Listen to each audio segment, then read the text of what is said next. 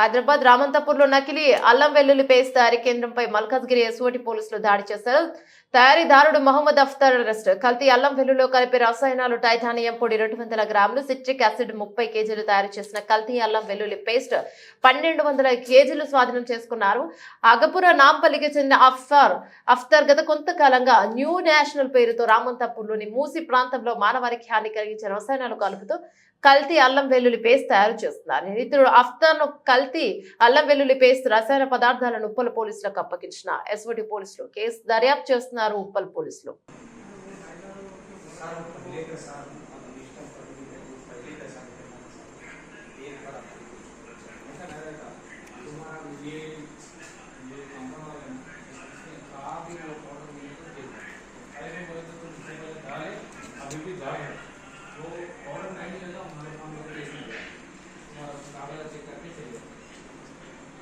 तब तक वो मिलता जब तक फिर तुम्हारा ऊपर केस हो जाएगा।